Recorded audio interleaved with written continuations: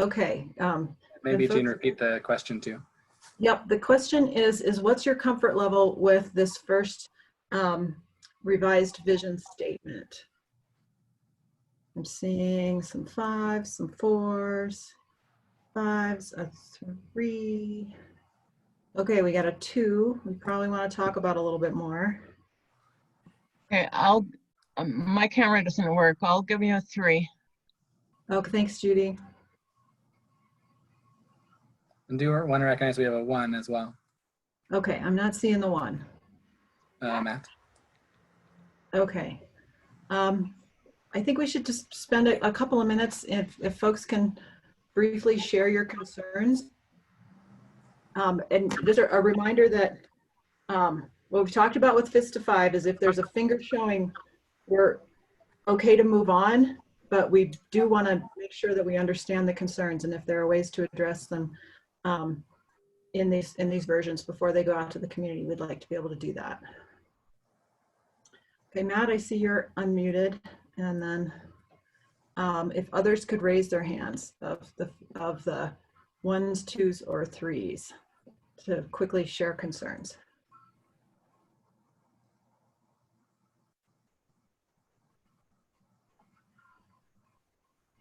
Matt, do you want to go ahead? Sure. Sorry for the 1, but 2 things, one general, one specific. The general, which I'm going to have on some of the other ones, are, I mean, I know these themes are supposed to be pretty broad, but I think they've gotten so broad that I'm not sure they say much at this point. I mean, I think you could read them all and say, yeah, okay, well, whatever. They don't really provide enough direction. So that's the general. I think that's true for a lot of them. I think that's kind of where we ended up by trying to stuff a lot of concepts into a 15-word sentence. More specific, and I raised this at least in our small group last time, a couple of things on this one. One is the way it's written and the way I think it's interpreted. It still bothers me because it still seems to skew towards local businesses that serve customers. And that's not what's out there, and that's not what we should be protecting. We should be protecting local businesses, actually not just local, but businesses, most of which, the vast majority of which in this area do not serve customers, and they won't in the future. Yeah, maybe we'll add a little bit of retail and a little bit of shopping, but the vast majority of businesses out there, like I would guess 98%, are office and laboratory and stuff like that. So I just have a real problem with the way it's written and kind of the way I'm certain it will be interpreted by anybody who reads it. And the last thing is, I would like it to say something more than just protecting local businesses. I think we want to, and affordable space. Yes, we absolutely want to do that, but I think we want to keep the business infrastructure that's there essentially intact. Because I think otherwise you could read this as, well, we'll keep some of the local businesses, but it's okay if everything else leaves. And it's not okay with me. It's a critical portion of Boulder's employment environment. So, yeah, can you say that in a sentence? I don't know, but I think the way it's written not only punts on those things, but, people could say, yeah, I'm supporting it because what I have in my head is we're going to tear down a lot of the office and put up a lot of housing and switch a lot of things to retail and so on. Not only isn't that going to happen, but that is certainly not my preference, my personal preference as a theme. So sorry about that, but I'm just trying to provide a little clarity here because I know exactly how people will interpret it otherwise. No, thank you, Matt. I think that's useful. So I think what we can do, at least, because we're not going to be able to recraft these right now, real time. I'd like to be able to just listen to the key concerns, and then we'll keep moving. And Kathleen, we'll come back to the team and see if there are ways to note that, address that, or try to work in some of these concerns as these continue to evolve. Thanks, Matt. So we've got Ken and Judy. I know with yours, you could *9 to raise your hand, but if you'd like to provide a comment too, we can keep quickly moving through before we go to the next statement. Why don't we go to Judy? Okay. My concern for giving it only a 3, I know that it reflected some of the changes that the people made, but I'm still concerned that it's so general that it could be interpreted very many ways. And Matt mentioned some things I had not thought of, and if I'm thinking about them, I agree with those also. Okay, that's all. Thanks, Judy. Ken? Yeah, sure. And for me, it's just sort of going to some of the comments I made in some of the documents earlier, just understanding how, thinking through, maybe through scenarios on how the city would use these terms, or how the city would use these vision statements in making decisions, and what the trade-offs are. Because some of these are, some of these visions oppose other visions. And I know that we're talking about larger issues other than this particular one, but I just, like, there's a brand new building that's been built in the time that we've been meeting that I find vile. And, you know, are there more of those things coming in? And is that the future of East Boulder? And, you know, what are we doing here? So how are these visions used, and how can we get a sense of that so that we can hone them correctly? That's all. Thanks, Ken. Okay, looks like John, you've got your hand up, and then I think we'll try to move on to the next one. Okay, thanks. Yeah, I think Matt made a bunch of good points there, which I agree with. I just had a real short suggestion. That is, in the revised statement, we say, in the future, the city will protect affordable business space. Well, I don't see the need to have that in the future statement in there, because the city will protect already incorporates the future. And then the other thing is also pertaining to Matt's suggestion. If we just take out the word local at the end of that revised statement, that covers both local and all business. And so, not trying to do too much wordsmithing, but I can't refrain. Lori, looks like you raised your hand. Okay, we'll do one more and then move on. Yeah, just briefly. So I agree with John's comment. I think how you keep commercial affordable is tricky and complicated. And I know we certainly don't have the space for that solution in this vision statement, but I just want to caution that, because picking favorites amongst, tenants gets particularly complicated. And there's certainly people, in this meeting much more versed on that than I am, but I just wanted to kind of raise that challenge as well.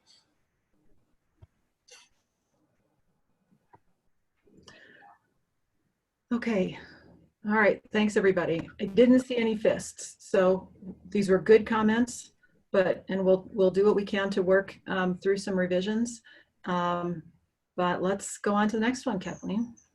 Okay, I was going to ask if I could get someone else to read the next one so that you're just not listening to me all the time. If you don't mind, I might just pick somebody. Laura, would you be willing?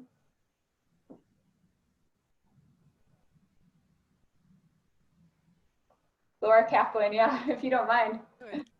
Okay, great. I'm gonna switch to share screen.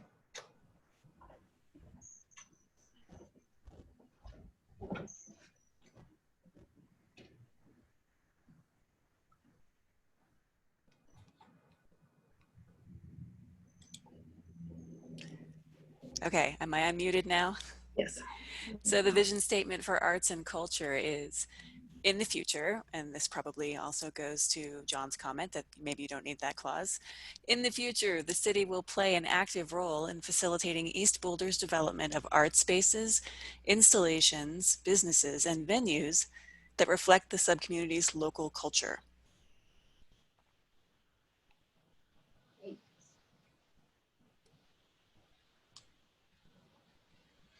Is there any way you could keep it on while we're having the discussion? I don't know if that's possible, but it's helpful to be able to kind of refer to it. Okay, why don't what we do is we'll do a pretend fist of 5. And for those that raise their hands in the participant box, we'll assume that's like a 0, a fist, or a 1 or a 2 or a 3. And if not hands raised in the participants box, we'll assume a 4 or a 5. How about that? Let's try that for now. So Jean, just to make sure I understand, you're saying that if we are anywhere from a fist to a 3, we should use the raise hand function. If we're a 4 Yep. or a 5, don't raise hand. I think so. And we'll quickly go through and try to just share concerns to keep this moving.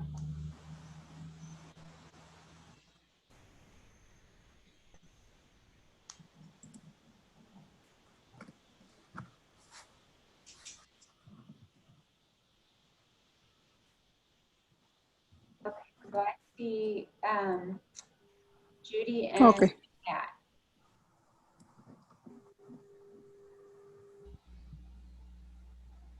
Okay, Judy, you want to go ahead? Okay, I was just hoping to see something, and I think the revisions are good, but to add something more about creating opportunities and shared experiences for non-professional artists. That's something that I thought a lot about, and I heard it mentioned in the focus group that I attended also. So that's and so I'm giving it a 3, but with the caveat that maybe we could add something about that. Thank you. Okay. And I will say that, you know, with the vision statements, there will be opportunities in the plan to have more depth around policies and intentions and objectives. So these don't have to hold all the water of all the ideas. But that's a good point, Judy. Matt, would you want to go ahead?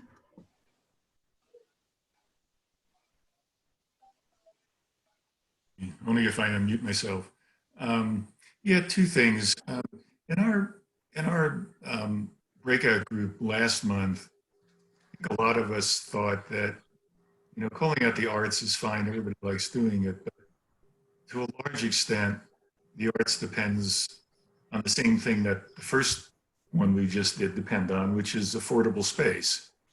And to Lori's comment, frankly, I don't think most of us are necessarily thinking about the city getting into the market in that sense, but more using zoning to try to help ensure that some of the affordable spaces remain, everything isn't just torn down and rebuilt fancy and so on and so on.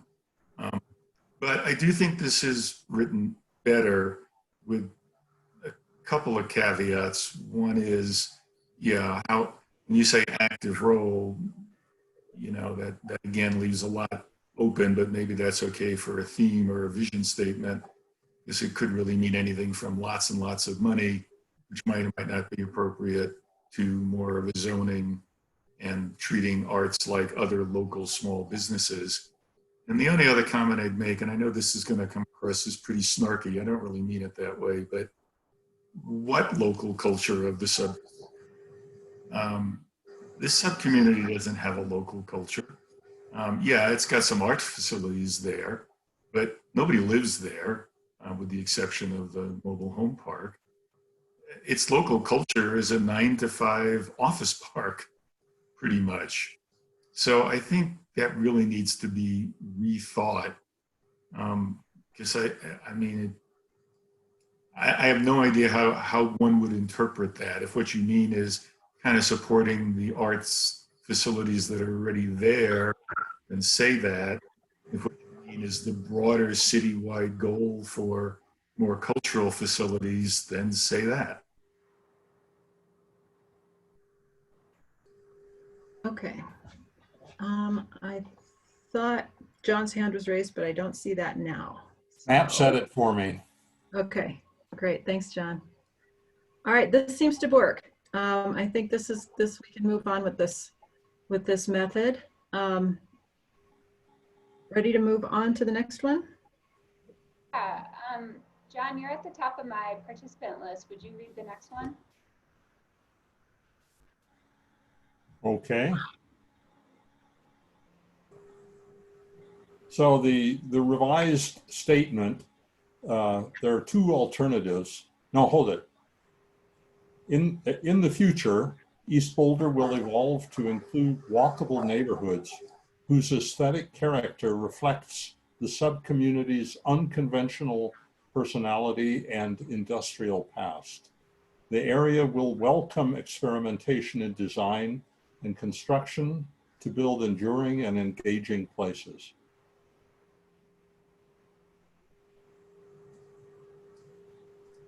Okay. What do folks think?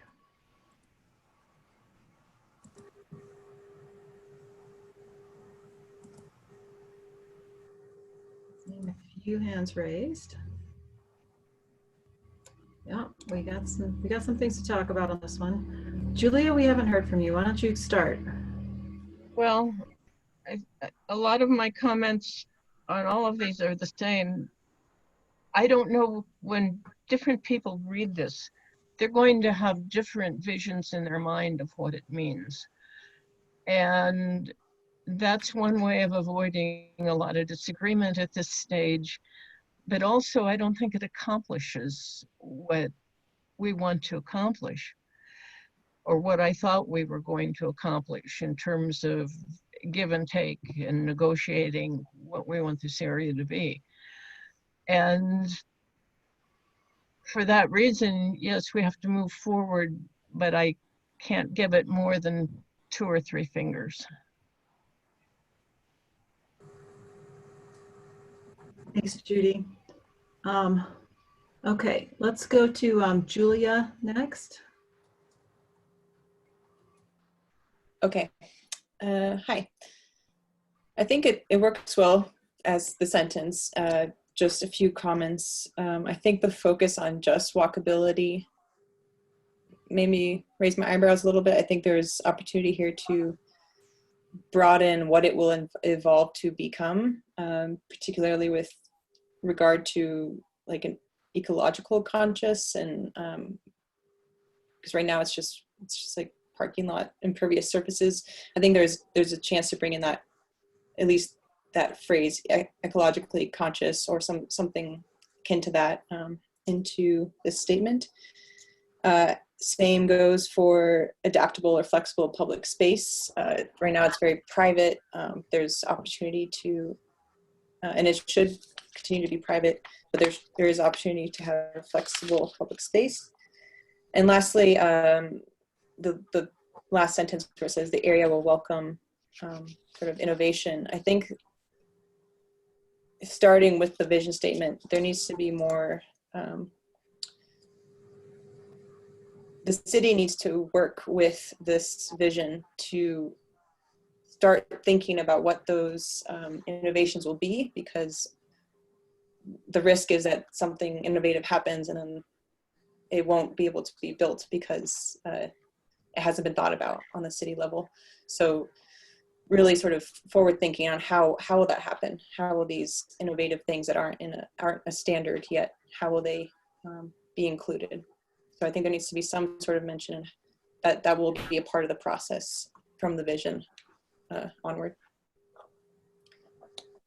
That's all.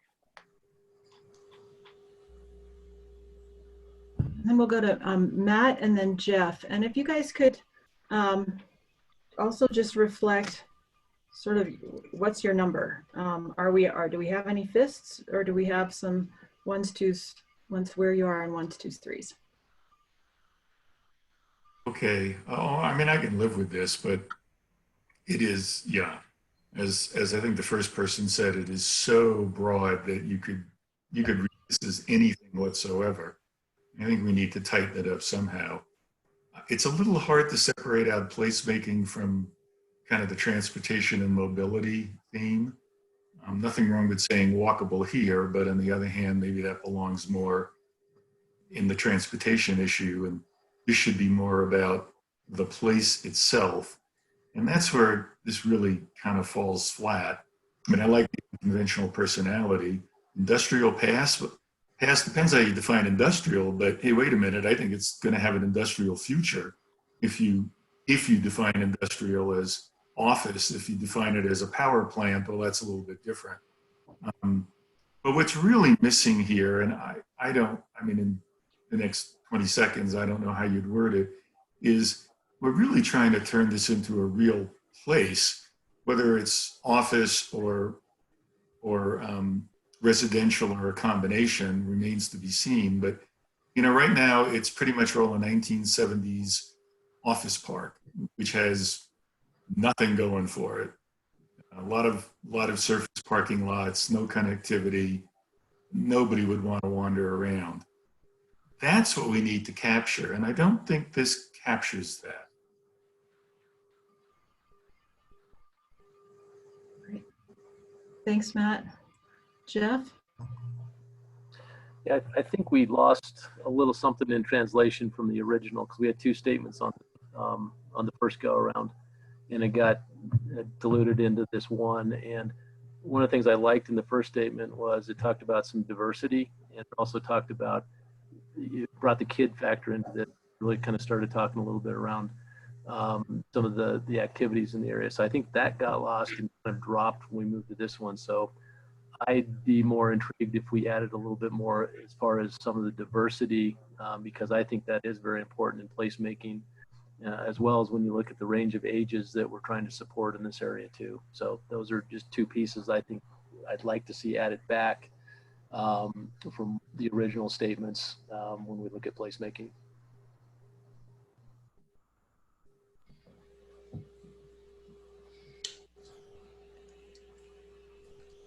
Okay.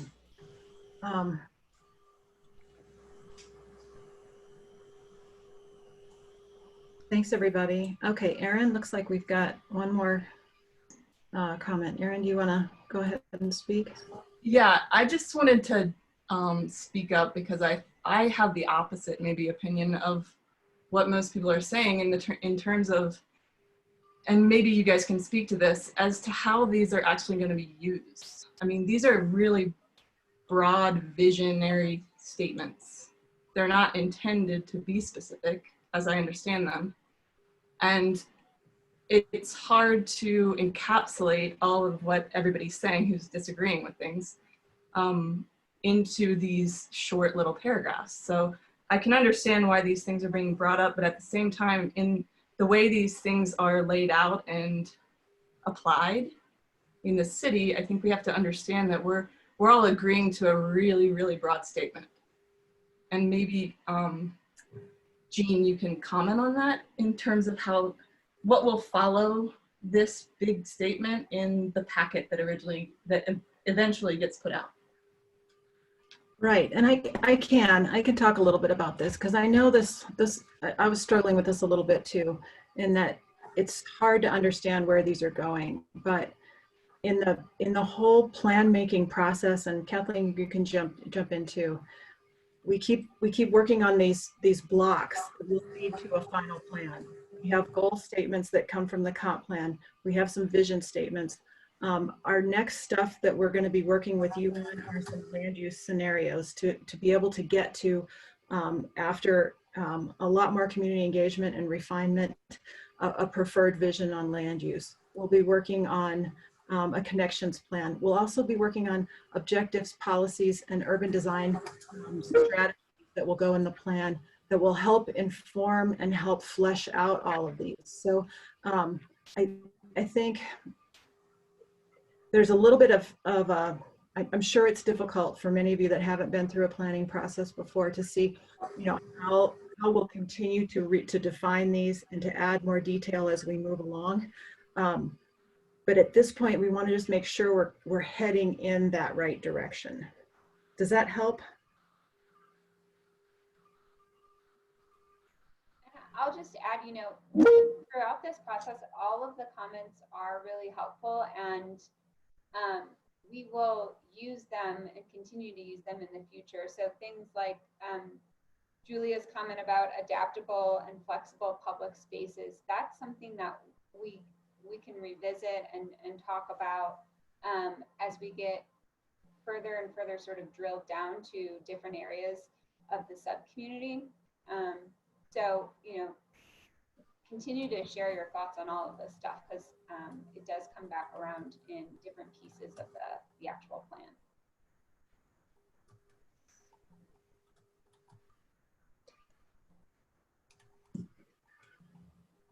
Okay, thank you. Good comments.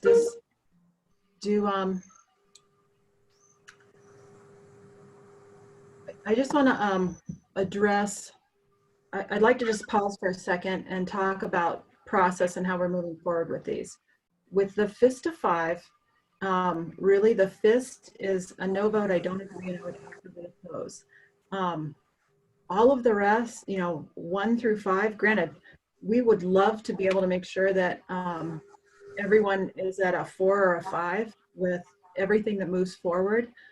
But we know that there are a lot of wide varieties of views in this group, and we may not achieve that. We do want to make sure that we're capturing these concerns and adjusting to the best degree that we can. Once we get finished, I'll when we're back in the full group, I want to come back and just ask again if there are any fists of moving forward, and hope that as we can revise these, we can move the needle up a little bit more. Does that help? Just addressing the process on this. It's pretty difficult when we're in this environment to not see all the body language and not be able to see everybody's fingers all at once, but we'll come back when we get through the rest of these. Okay, Kathleen, and our next reader. So Erin Cook, you're next on my participant list. Would you mind reading?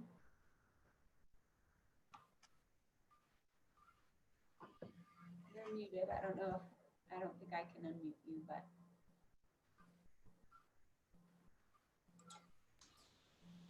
There you go. Erin, you should be unmuted. I'm sorry, gang. I got a window air unit blowing in here, and if you're talking to me, I can't hear you. Oh no, okay. And Kathleen, I can barely hear you. So probably better if somebody else reads. Okay, got it. Let me see who's next. Adam Kroll, would you be available? Can you hear me? Yes. All right. All right, I'm going to skip in the future. East Boulder. You changed it on me. I know, sorry, we're on the next one. Housing affordability and Yeah. All right, so East Boulder will be home to a substantial amount of new housing that complements existing uses, including a diverse mix of product type and ownership models, and extends live, work, play choices to those interested in living in Boulder.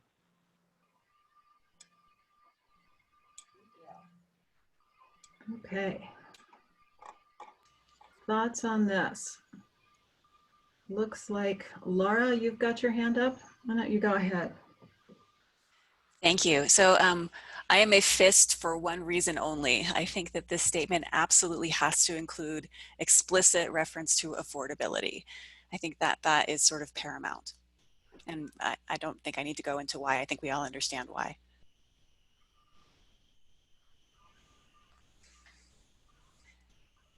Okay. But the Thanks, rest of Laura. it I like. I think it's great. Adam and then Judy. Yeah, I mean, substantial amount of new housing is an interesting one. I don't know exactly what that looks like. Obviously, we want to include a diverse mix of the housing, and once the jobs and I don't know. To me, it's very nebulous. It's not really concrete, and a bit, well, at least to the neighbors to the south, a bit scary and daunting.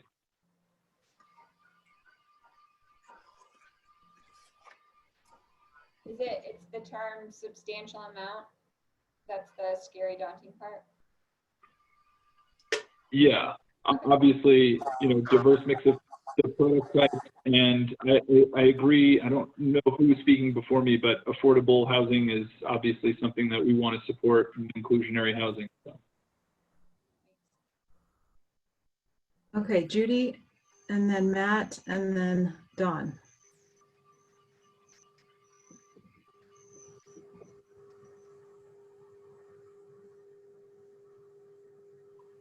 Judy, you can go ahead.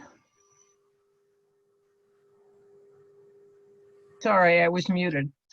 I agree with what's been said already about the affordability and my concern about what substantial means.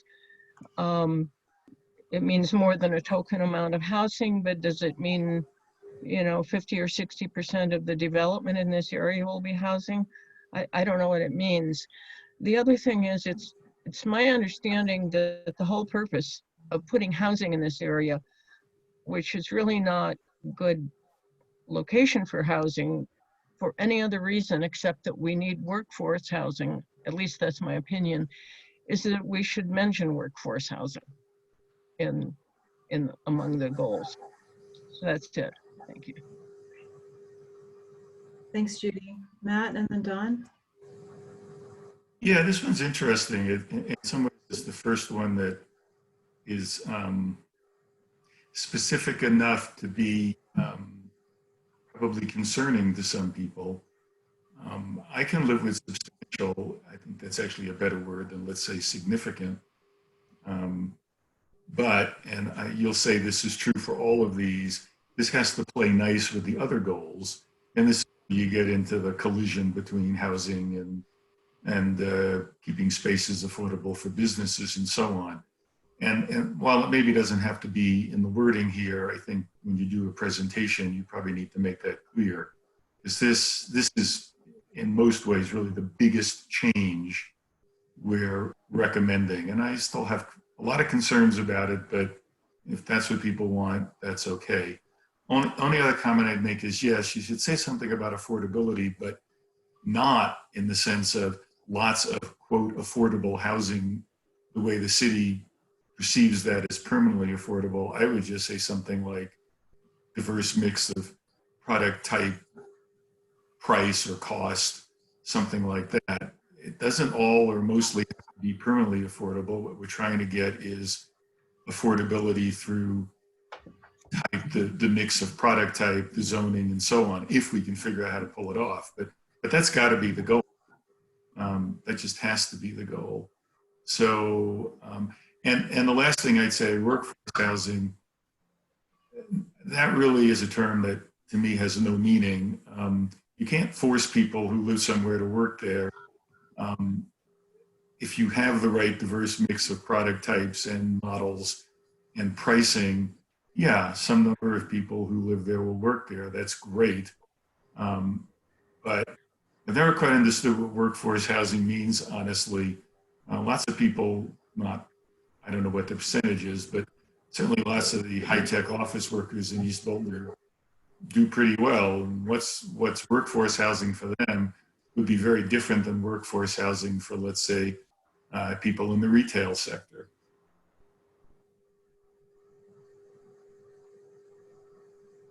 Thanks, Matt. Dawn, and then Lori. Okay. Can you guys hear me? Okay. I feel very strongly that the word substantial needs to be removed from this. It's an ambiguous word. It's a scary word.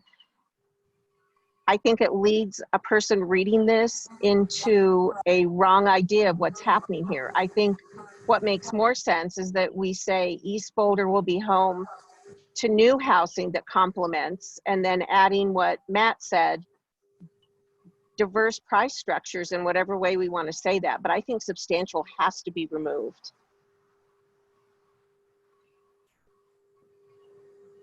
Thanks, Dawn. Lori? Yeah, I'll just build on what Dawn and Matt said. So I actually like, kind of the commitment that substantial suggests, because it does show, that there's intention. But the discussion around workforce housing, and many of you know I'm with the Boulder Chamber, and so this may seem a little odd, but I think most people at every level of the income spectrum are working, or many are. And so I think we just need to be careful about that wording, because someone who's, flipping burgers at McDonald's is working, and someone who's, working, as a researcher in one of the offices is also working. And so that gets a little bit ambiguous. I think kind of channeling my inner Charles Sparrow here, it's really a zoning issue around how we can create a diverse inventory for a wide variety of income levels.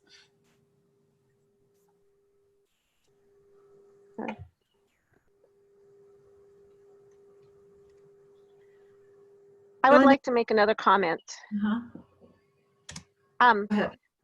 Why can't we just change the word substantial to intentional? Because intentional would cover that this is something that we're committed to, but we want to be intentional about what the choices are and how it goes forward, rather than substantial.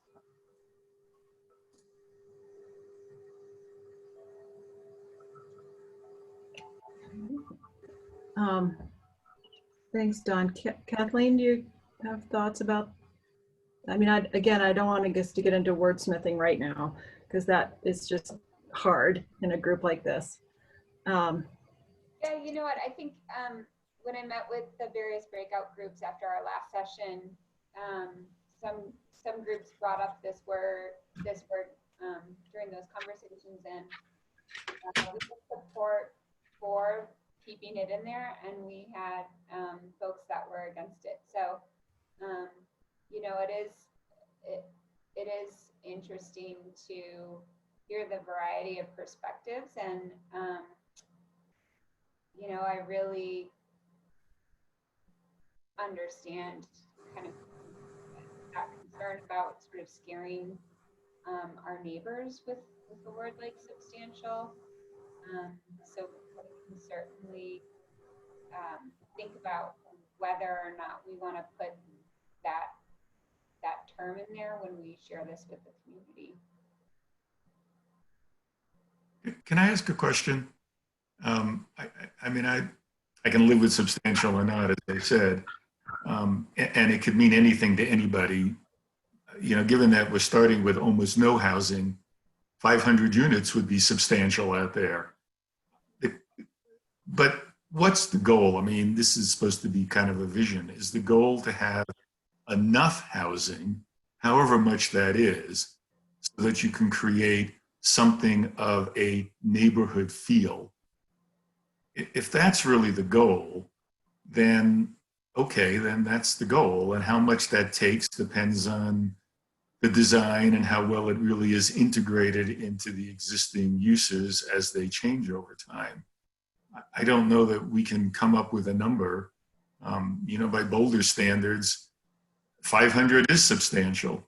Certainly 1,000 is very substantial, even though that area could almost certainly have significantly more housing if that's what you wanted to do. I mean, there's plenty of land there, plenty of parking lots. But maybe it's not so much the number, it's the what does it look like that we're trying to get at. Because again, we're kind of starting from zero. With the exception of that one mobile home park, there is no housing here, like zero in this area. Yeah, there is to the south, I get all of that, but I'm focusing on our sub-community.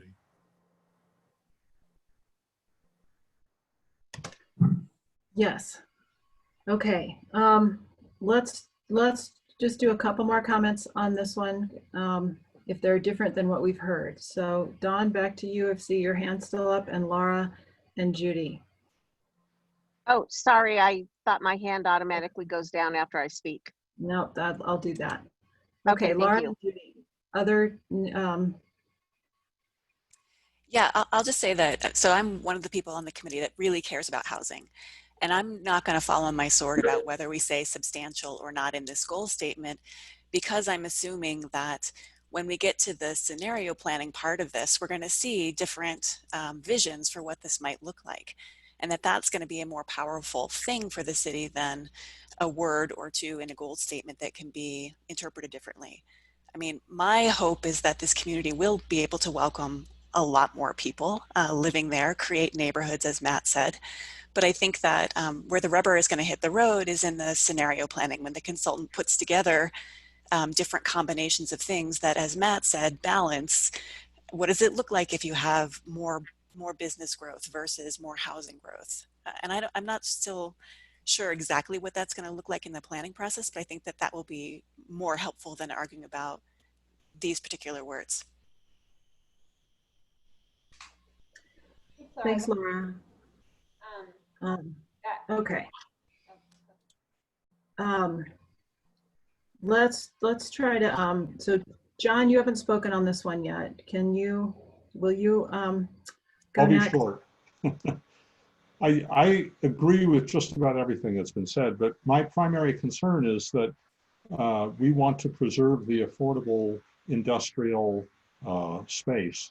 And my fear is that housing may compete and impact the industrial space in such a way that we lose affordable space. So it seems to me appropriate to indicate some sort of prioritization among these objectives that we're talking about. Okay, Judy, any last wrap-up comments? And Dawn, did you have another follow-up, or just not a lowered hand? You do. Okay, and then Ken, and then let's try to wrap up the comments about housing affordability so we can keep moving. Is it my turn? I think that I wanted to comment on the word substantial because I think that if we leave that word in there, whoever designs the scenarios is going to use that to guide what they do, thinking that they have to max out the housing everywhere they can. And I think we need to make it clear that that's not the point. The point is to have a significant amount of workforce housing. And when I use the word workforce, after years of puzzling about what it really means too, I came to the conclusion that you all use it to mean affordable housing for people who are working in Boulder.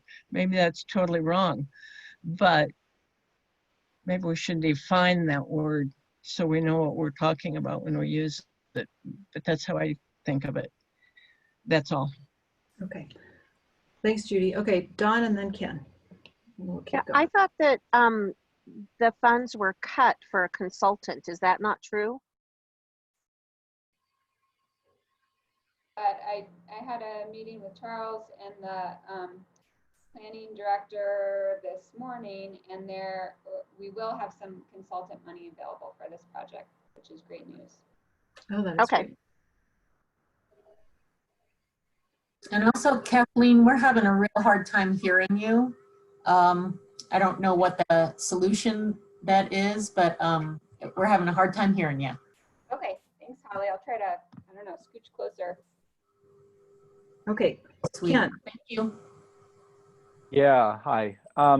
So I guess me and the birds here are just mentioning that I'd like to see, I mean, I'm in the favorable for housing group of people too.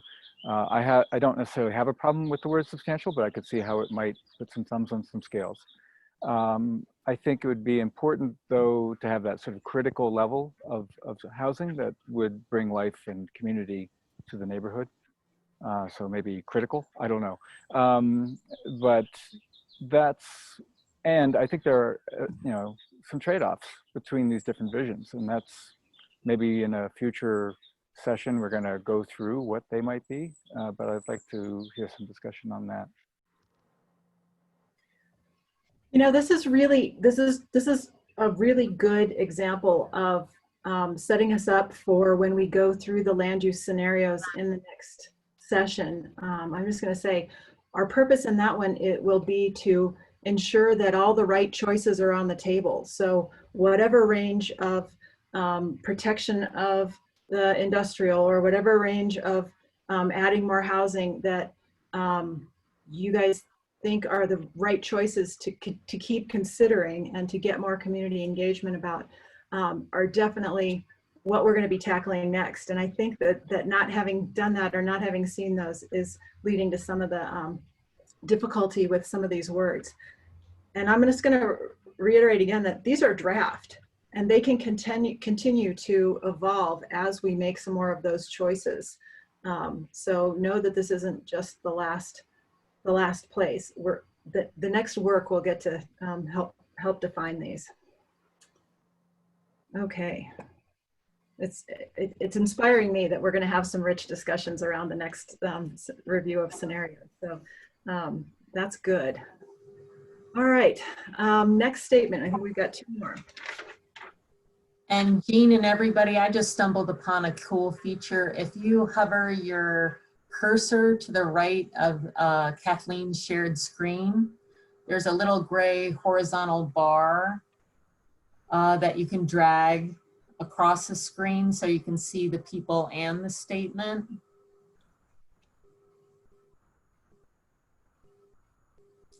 I just didn't know that existed, that you can see everybody and the screen. Oh, wow. Questions about that? I could see a few folks, but okay. So just FYI.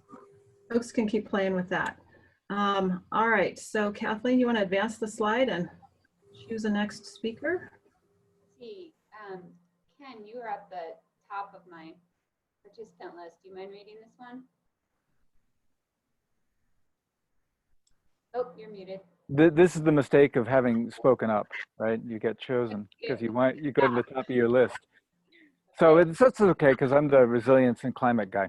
So in the future, changes in East Boulder will reinforce the area's natural resources and employ advancements in technology to manage the subcommunity's most significant disruptions, including storm events, ensure all residents have equitable and safe access to services, and work towards achieving climate goals. And be the most awesome in the world.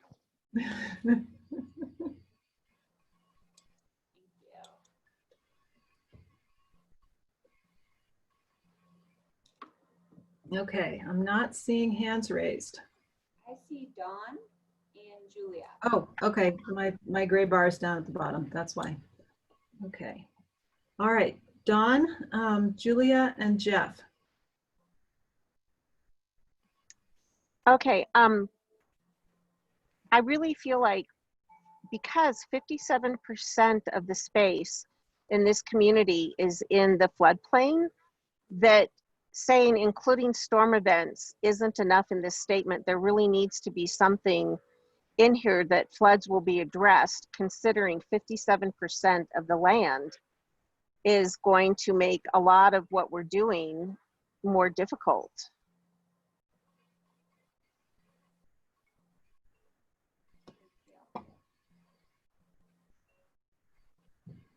Okay.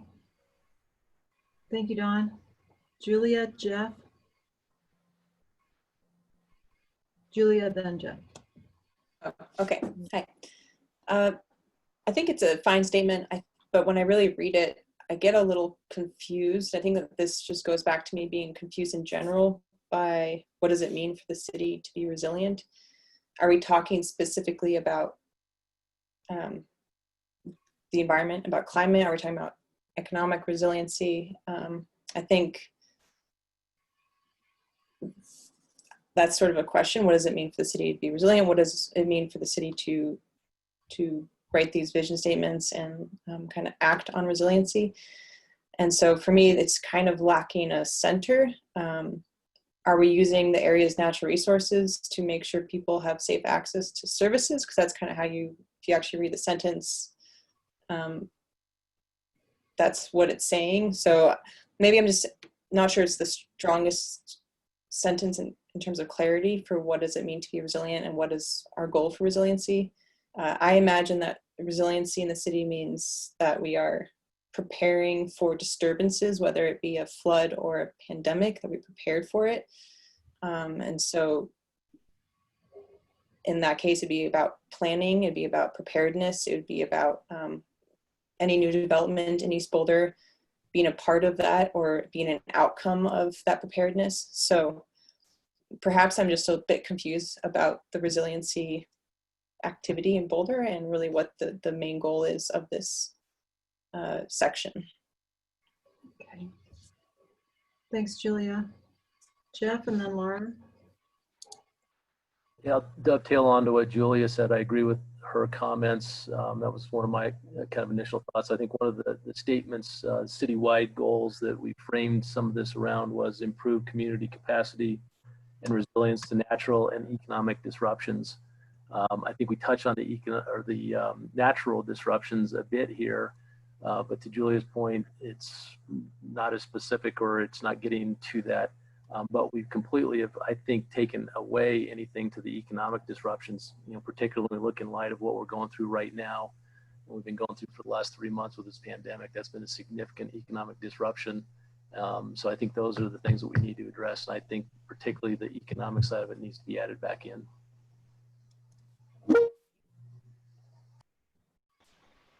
Okay, Laura and then Ken.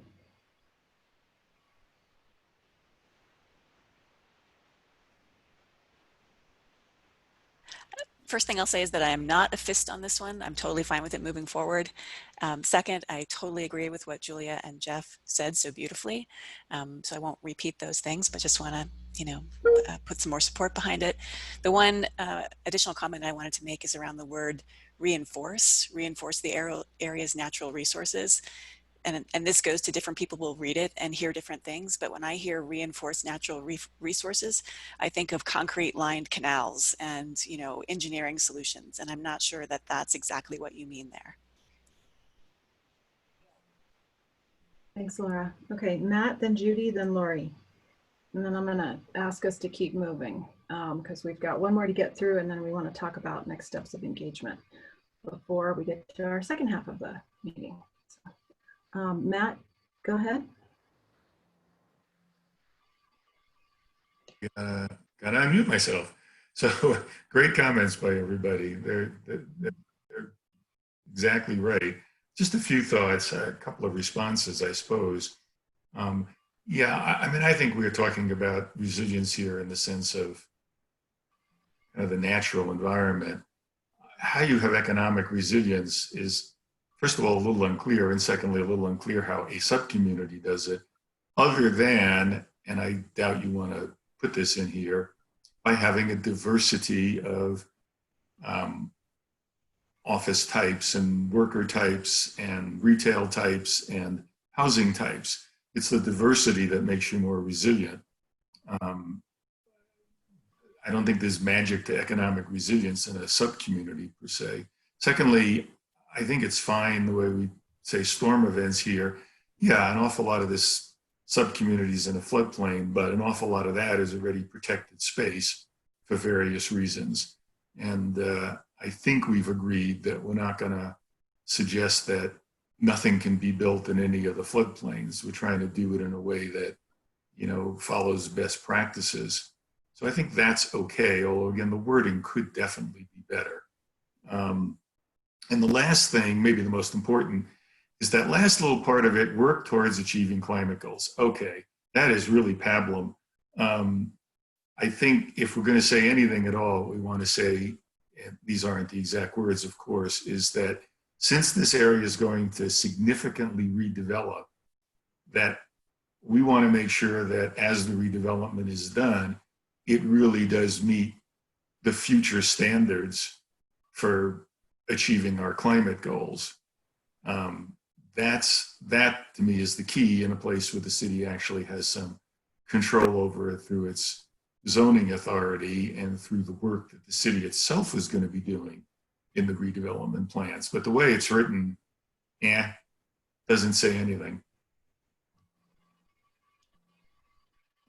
Okay, Judy and Lori, and then I want to circle back just to ask if folks are fists or are they ones, twos, or threes on these?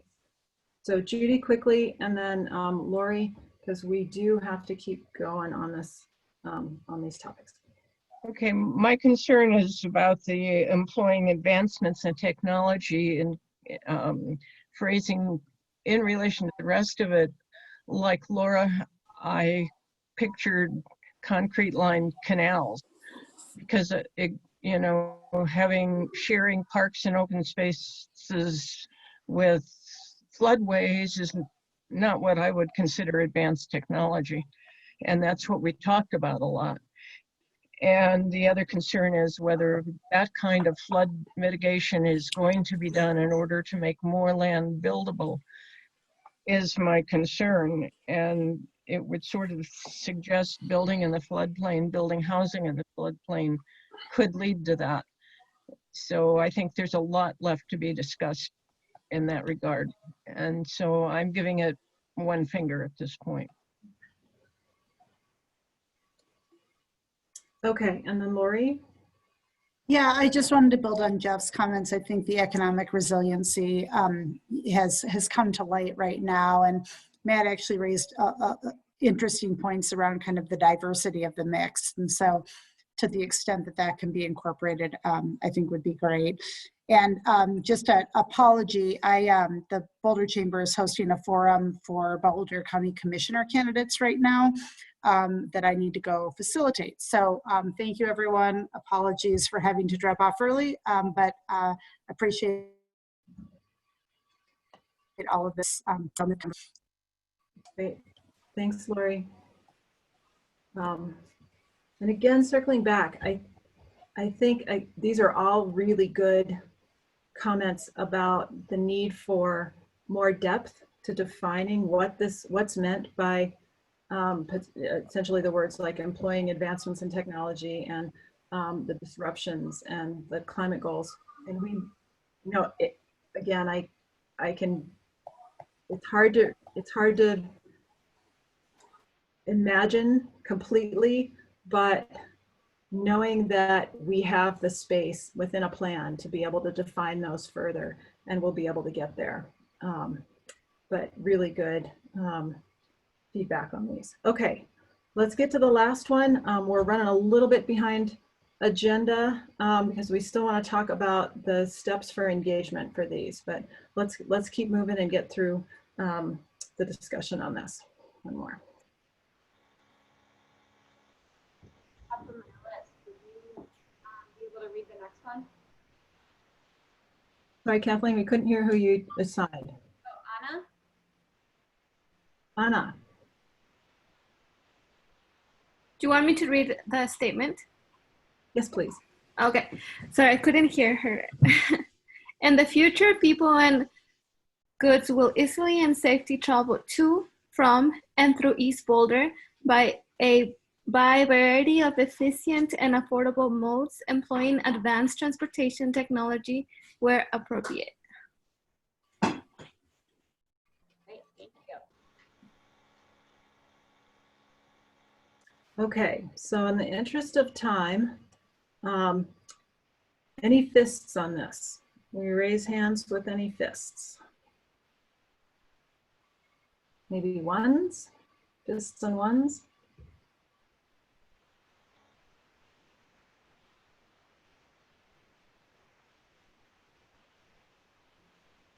Okay, that's good. Okay, any burning comments that need to be made on that?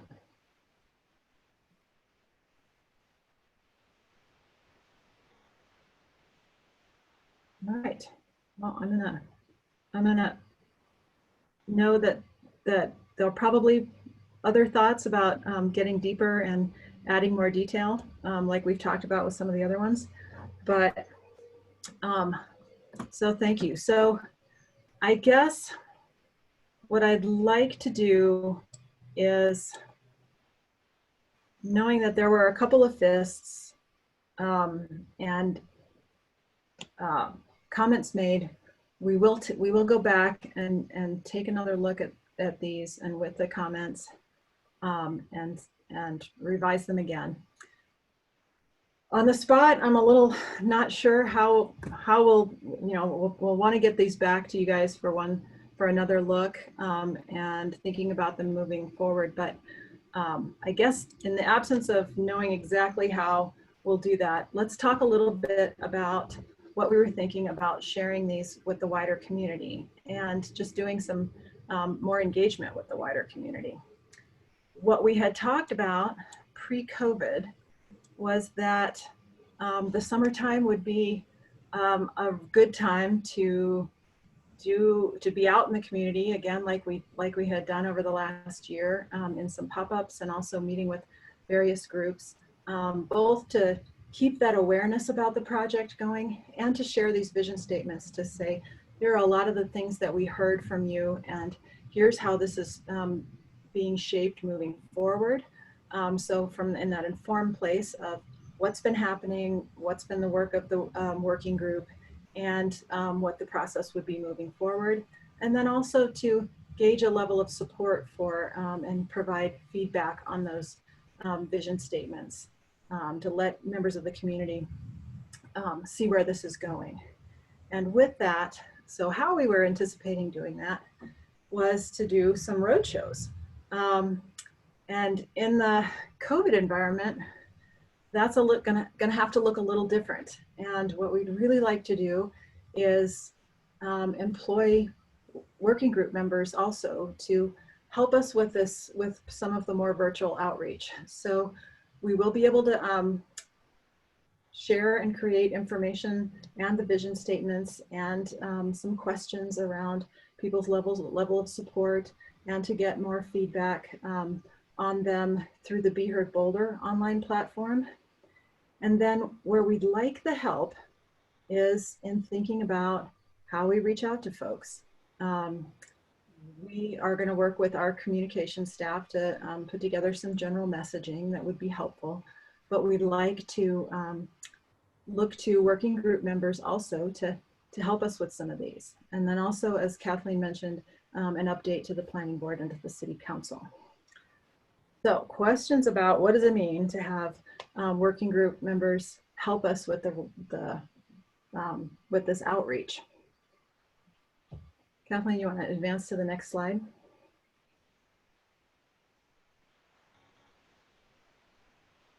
So what we were thinking on that is it could be a wide range of things. It could be simply some sharing via email or social media with folks that you know or groups that you're involved with, to provide them a little bit of context and point them to the Be Heard Boulder platform to be able to read them and provide feedback. Or it could mean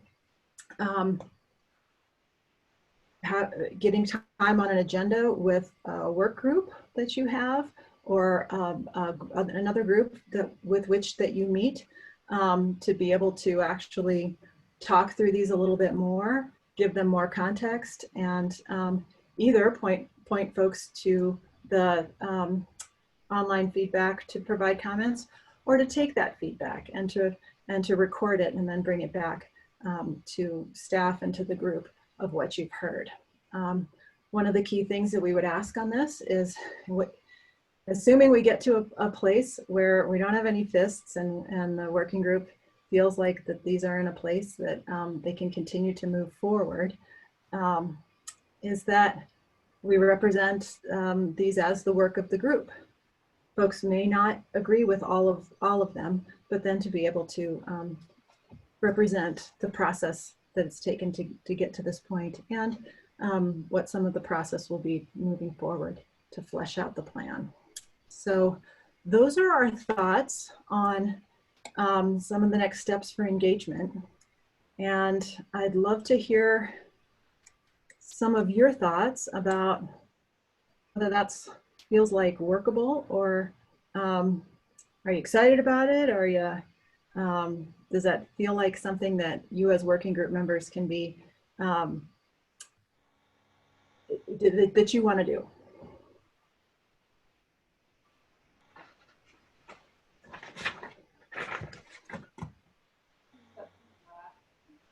Any hands to be raised, or thumbs up, or Fist of fives. Do we have any fists? Anybody feel really uncomfortable with the idea of being an ambassador to help share where we are in the process with the community and to share where we are with vision statements?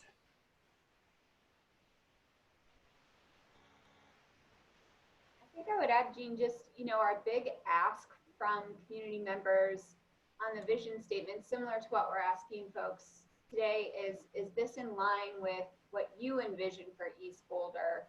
Do you have questions or concerns about any of these statements?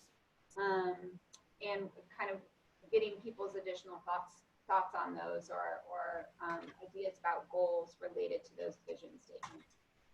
So if you have the working group members sort of reach out to your coworkers and friends and neighbors to be able to have a broader reach.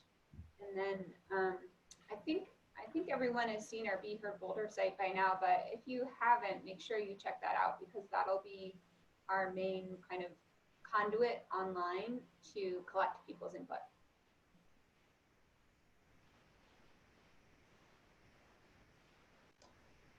Looks like Ken has a question. Yeah, what's up? I would just say, it sounds fun. I'd be happy to be an ambassador, especially when I get the little badge and everything that comes with that. But what would concern me now is that some of the concerns that we're having around these vision statements, which is how will they be used?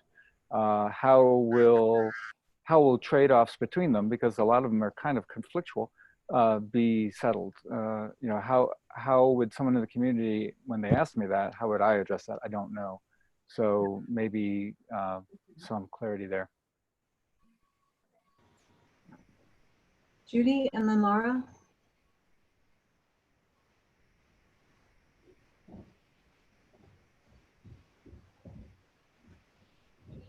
Mm-hmm. Judy, you can go ahead if you unmute. Ok. ¿Y cómo la levanto? Oh, yeah. Mm-hmm. Letty's got her hand up. Judy, did you want to speak? Yeah, I finally unmuted myself. I'm just a little bit puzzled about how we get more input from our neighborhood because, I've been in my neighborhood for a long time and it seems to be holding true to form that the only time people really get involved is in when something is about to happen, it's imminent and they don't like it. And I think the challenge here is to get people to look 10, 20, 30 years in the future and tell us what they want to see there. And I have been unable, and Ken has posted on the Nextdoor website too, and the lack of responses is just kind of puzzling. And I think it's because it's not imminent and in their point of view. I mean, maybe it's imminent in terms of getting cast and concrete in the plan, but it's not imminent in terms of being built on the ground. And so if you and staff, anybody else can give us any pointers on how to be more effective in getting responses, I would appreciate it. Okay, that's a good suggestion. Thank you. Okay, Laura and then Letty. Just a couple things. One, I think I saw on the slide that you folks are going to give us some messaging. And so I think hopefully that will help with answering some of these concerns. In terms of where we're at in the process, like I'm happy and grateful that we're doing some outreach at early stages when we don't have all the answers. And I think it's okay to say that, this is an opportunity for early feedback to see are we going in the right direction, as you folks are saying, and that if people do have concerns or questions, that these are things that can be brought along, and that we're hoping this is not a one-time engagement, but we're trying to get people involved in the process, and there will be additional opportunities rather than waiting till the end and then just revealing it all and it's pretty much already said and done and they don't have a chance to shape it. So I really, really appreciate the approach the city is taking, even though you know, there are always these questions of, is it cooked enough? It's not, it's still got some raw edges to it. That's the stage where you should be talking to people, you know, before it's all done. So I'm comfortable with that, but I think any messaging that you can provide us around that, that would help us talk to our neighbors about it is great. And then the third thing I'll say quickly is I can certainly think of things that I can do to reach out to the people I'm already connected to. I don't know if you folks are planning to create opportunities for us to be further involved the way that you did with, you know, arranging opportunities at the Foothills Hospital and at the park for outreach. I know it's different in a virtual environment, but if you are creating those opportunities and you're looking for random working group members to volunteer to, I don't know, talk to an HOA that doesn't have a representative on the group or something like that, I'd be happy to volunteer. Great. That sounds good. And we can, you know, you all can be in pairs or threes too. So just to make it easier. So one person doesn't always have to carry the load. Thanks, Laura. Okay. Letty and then Aaron. So Letty and Angela. Ok. Primero tenemos que tener las declaraciones bien formadas, ya sin puños, para esta información, compartirla con la comunidad o hacerlos participar, como decía la persona ahorita anterior, que los hagamos participar, qué opina también la comunidad. De mi parte, yo puedo juntar, ya sea por medio de Zoom o como vaya evolucionando eso de la pandemia, si podemos tener grupos pequeños, juntar vecinos de aquí de Boulder, que son los principales voces que pudieran tener voto.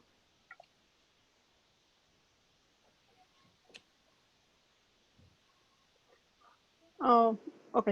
Tener las declaraciones ya bien formadas, ya sin puños. We can't hear Angela. I'm not hearing Angela. Jean, do you need help? Angela, we can hear you. Oh, okay. Okay. You guys go ahead. Sí. Oh, all right. Yeah, I think that was mine. Go ahead. Primero, tener las declaraciones ya bien formadas, sin puños por parte de nosotros, y así poderlas compartir con la comunidad o hacer participantes a la comunidad de lo que estamos en duda en tenerlo ya bien formado. Y por otra parte, yo puedo reunir pequeños grupos de personas por Zoom, vecinos de aquí, o pequeños grupos ya en persona de acuerdo a lo que la pandemia nos vaya diciendo qué hacer, bueno, la ciudad, y así tener las opiniones de la comunidad. Y otra pregunta, ¿las encuestas están en español? En la página de Visior.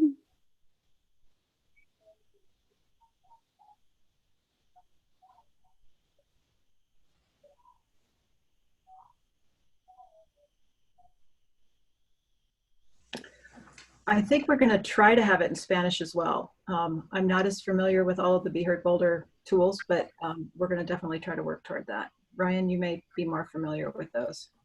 We're able to do that, yes. Good. Yeah, that's what I thought. Okay, good. Thank you, Letty. Okay. And then Aaron and then Anna.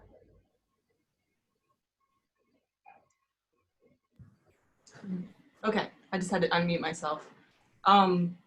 So just tagging on to Letty, I think it's really important that we have this in Spanish too. So if there's any facilitation that needs to happen for that to happen, obviously that community that she lives in is going to be important to, or everybody needs to have it in Spanish. And another thing I'll say is that I've sort of been taking it as my job throughout this whole thing to educate people around me on what we're actually doing. And it's finally coming to the point where we have something to share that we're all sort of agreeing to. So I think it's just casual conversations with anybody that you're really friends with, neighbors, working groups, book clubs, anything like that. And bringing up the statements that we've agreed to, but also like bringing up ideas that we've all talked about in the working groups so that they have some sort of idea of how the discussions are going and in what direction and what people's concerns or visions might be. And so then they have more of an opportunity to comment on the Be Heard Boulder site on specific things. that they hear from working group members. So I know, Jean, you said that it's important to kind of come as a group and agree to all these things, which I also believe. But I think it's important to involve a lot of the discussions and topics that we talk about on a regular basis in those types of discussions with the community. That's all. Thank you. Thank you, Erin. Okay, Anna, and then we'll stop for this part, take a little break. We're a little over agenda, which, as you know, makes me twitchy, but we'll keep working. Anna, and then we'll talk about break. When it comes to asking the general public, you refer to as the whole Boulder, right? And is that, am I correct? Yep. So it'll be open to the whole community, and we're also going to reach out to some of the larger employers in the area that have a lot of workforce coming in and out. Okay. My other question is platforms like Nextdoor, where we can post something and then direct people to the website are allowed. Yeah. And so since there's obviously a lot of us and a lot of us live in Boulder, would one person be in charge of that? So there's no multiple posts on Nextdoor for one neighborhood, or how do we get organized in that? So there's no well, I guess it would, multiple posts in one platform would be okay. Yeah, I think multiple posts in one platform is okay, and I'll have to talk with our engagement and communications folks about, I know that when you post to Nextdoor, it just posts to your own kind of neighborhood. So yeah, that's a good point. We'll have to sort of figure out the logistics of that. But we'll share that information in the instruction. Yeah, I think what we're envisioning is some way to have you all sort of sign up for what you're game for, so that we can see what each other are doing and try to piggyback where possible, and duplicate where it's appropriate, but maybe not over post to any one community, any one neighborhood, so folks can do that together. But I'm hearing some good, positive feedback. It looks like Judy, do you have one more last comment? Because I'd like to get us to a break before we move on to our second half. I just wanted to mention the use of the email list, the East Boulder, whatever it is, working group at the City of Boulder email list. Nobody seems to be using it. And I guess I would like to encourage this group to use it to communicate with ourselves and with any members of the public who want to observe the process. So. Yep. We were thinking about that one too. Okay. Thank you. And thanks for your willingness on this. Again, as we said, we will support with resources and messaging and coordination. So thank you. It is 4:05. How about a 5-minute break? Come back at 4:10, and then we can start the next half of the meeting.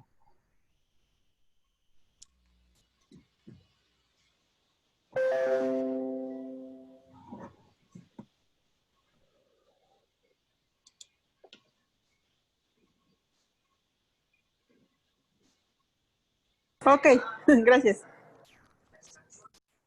I got it. Okay. Awesome. Thank you. Thanks.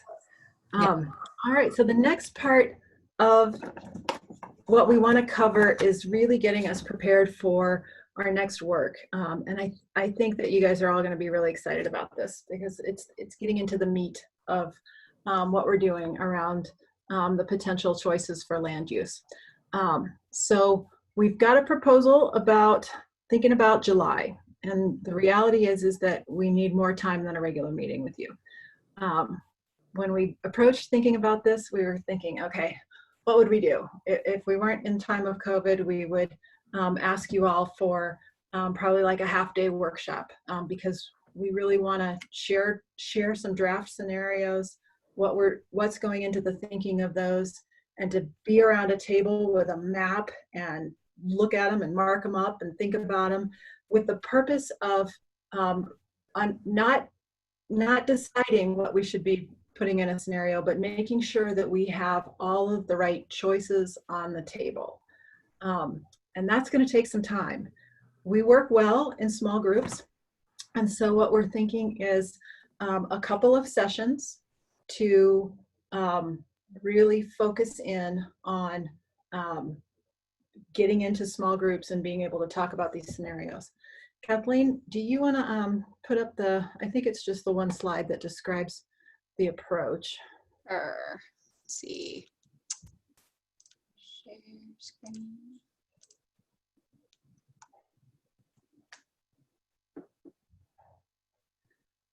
And so as I mentioned, really the purpose will be to review and refine some draft land use scenarios that our team is at work developing right now. And the purpose to be confirming that we have the right range of land use choices on the table. So we're starting to narrow. We're starting to put the choices on the table and then craft these scenarios in ways that we can then take out to the community and take to decision makers to ask, are these the right choices on the table? To then lead to the much deeper analysis and indicators on each of those. So in thinking about that, we would anticipate using our regular meeting time on July 22nd in a couple of hour, using a 2 or 2.5 hour meeting, and then scheduling another. And we're working on an agenda that gets us to a good amount of time of group discussions for different geographies within the subcommunity. One of the things with that, to try to make sure that we have a good understanding of what's in the scenarios, and it is as a commitment to pre-workshop work from you all. And so similar to how Kristen Shepard had done the flood mitigation videos, we would prepare materials and a video for you to do that work ahead.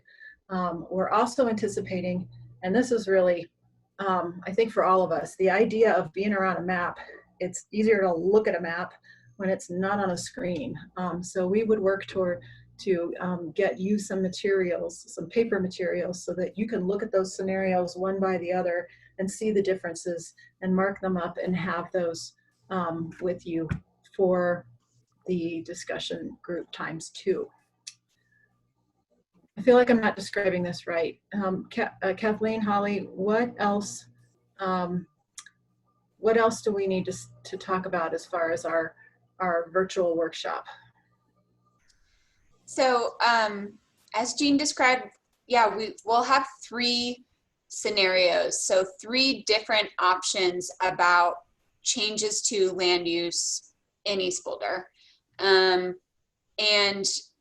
the process that will move forward following this workshop is we will then use each of those scenarios and test them for some of these things that have even come up today, metrics on trade-offs. And we'll be sharing information about how each scenario impacts the potential number of units that we could see in East Boulder, the potential kind of traffic impacts, things like that people have discussed so far. So that's kind of where that process is going. And the workshop is really to help us make sure that everybody on the group feels comfortable with the different options that we're going to be testing. And my mic is good? Can you hear me? Okay, cool.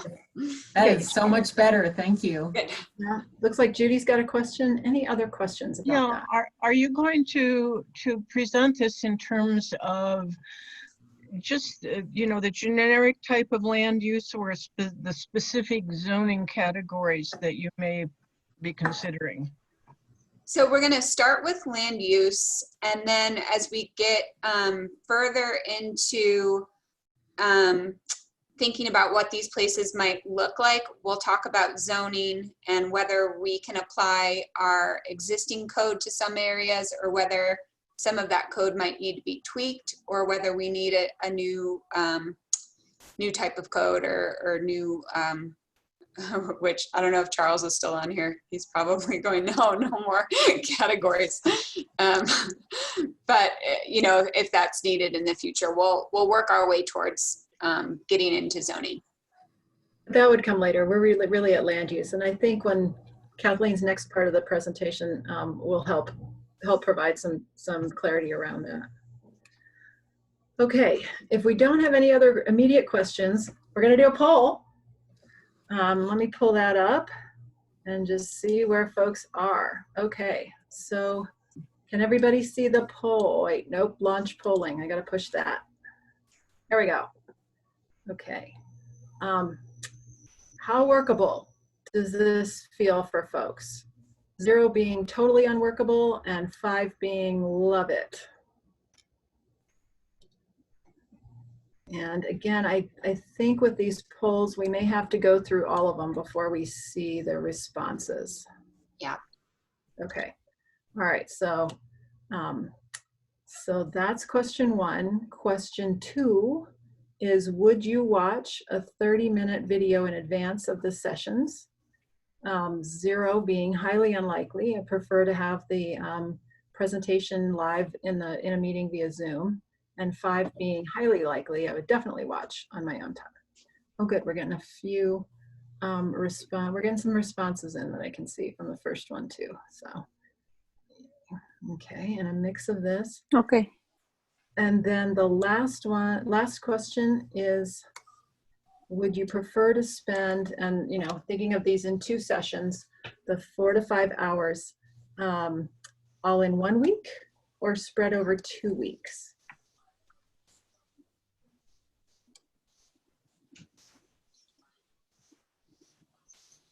Okay, Ryan, I'm going to ask you about how I do this. Looks like I've got 12 of 19 have voted. And Jean, I think Ryan stepped away for a second.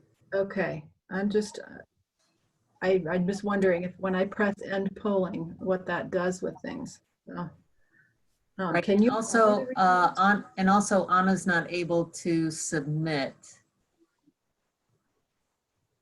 You have to answer all 3 questions to submit. Oh, okay. Maybe try that, Anna. El 5 es lo que quiero, ¿verdad? Que sí quiero. For question 1, yep.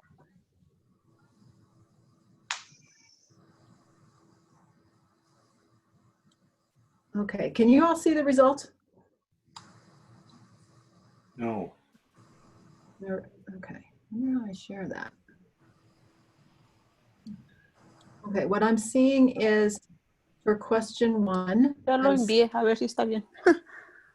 I'm seeing 4 responses for 3, 7 responses for 4, and 3 responses for 5. So trending toward liking and loving.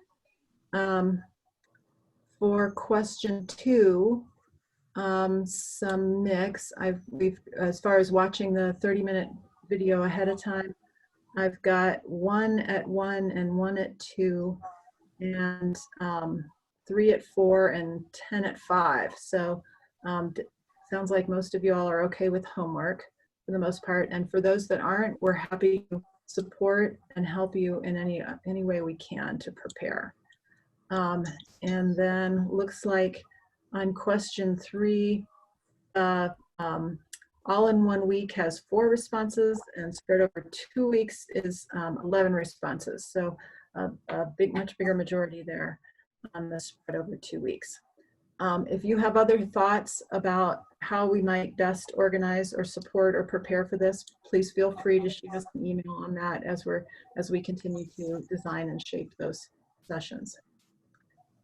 And Jean, in the chat, a few people haven't been able to submit. So I just wonder if you haven't been able to submit and you feel comfortable, if you want to give your answers verbally, if that, Jean, would you Yeah, I'm happy to do that because Handle that, or I don't know how to, looks like my only option here is to end polling, and that's not going to help me get other people to submit. So right. So 3 people haven't been able to submit. so if folks want to just add their thoughts to those in the chat, we can combine them with these other results, and then use that to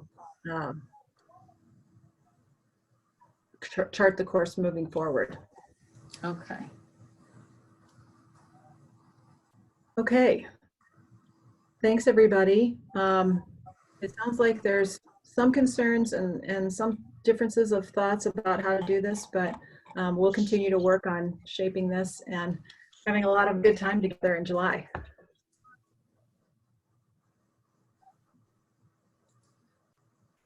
Right. And to add on to that, Jean, and to everybody here, I'll be sending out a poll.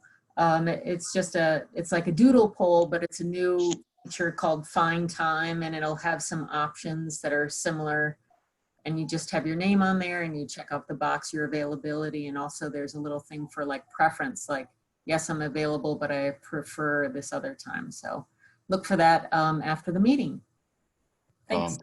This is Alberto over here, and I just want to say thank you to everybody for being participatory and for being part of the public process. Here at the county, we also encourage that, and I'm very, very happy to just be taking part. So thank you, Jean, and thank you, Kathleen, for inviting me. I'm here as a resource, and I hope to attend future meetings as well. So as I'm catching up, I hope to also be insightful and to hear more from what you all have to say. So thank you for that. Thanks, Alberto. Very good. Okay, Kathleen, are we ready to move on? Yeah, stretch. Okay, I'm ready. Thanks for hanging in there. This is a long meeting, but I am going to share my screen again, and let's see.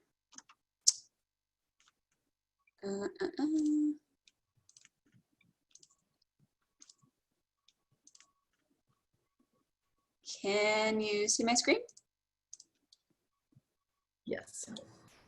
Okay, so the mystery of who is putting the draft plans together is revealed. It's me in my bedroom. This is what it looks like right now.